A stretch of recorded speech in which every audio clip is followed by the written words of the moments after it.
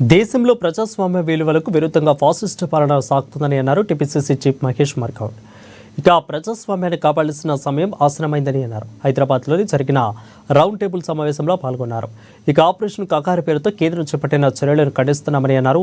పాకిస్తాన్తో కాల్పులకు ముందుకొచ్చిన కేంద్రం మావోయిస్టులతో చర్చలకు ఎందుకు ముందుకు రావడం లేదని అన్నారు మహేష్ మర్గౌడ్.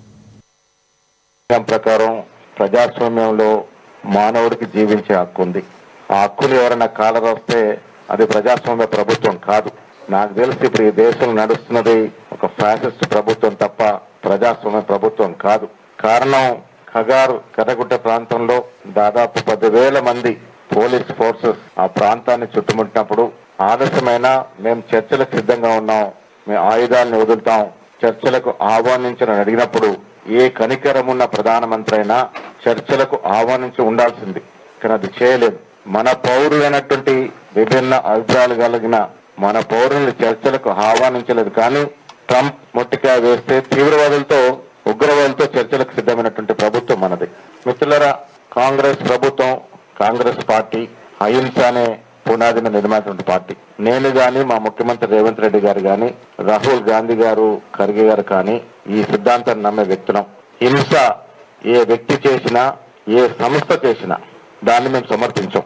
ఎటువైపు హింస అయినా, అది ప్రభుత్వ పర హింస కావచ్చు, తీవ్రవాద సంస్థల తరఫు నుంచి వచ్చిన హింస కావచ్చు, ఒక వ్యక్తులు చేసే హింస కావచ్చు, ఒక సంస్థలు చేసే హింస కావచ్చు.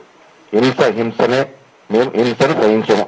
నా గ్రామం రహాత్ నగర్ అని బీరిగల్ మండలం నిజామాబాద్ లో. నేను కూడా నక్సల్ ప్రభావితం ఉన్నప్పుడు ఊరు వదిలినవాడిని. నా ఊర్లో నక్సలిజం ఎక్కువగా ఉన్నటువంటి సందర్భం. కరీంనగర్ నిజామాబాద్ బార్డర్ ఉన్న గ్రామం. నక్సలిజం ఎందుకు వచ్చింది దేశంలో, ఈ రాష్ట్రంలో సాధించుకుంటే ఇప్పటి గణాంకాల ప్రకారం కేవలం 1% ధనికుల చేతుల్లో ఈ దేశంలోని 40% సంపద ఉంది. అట్టడుగున్నటువంటి 50% బీదవారి చేతుల్లో కేవలం 3% సంపద మాత్రమే ఉంది.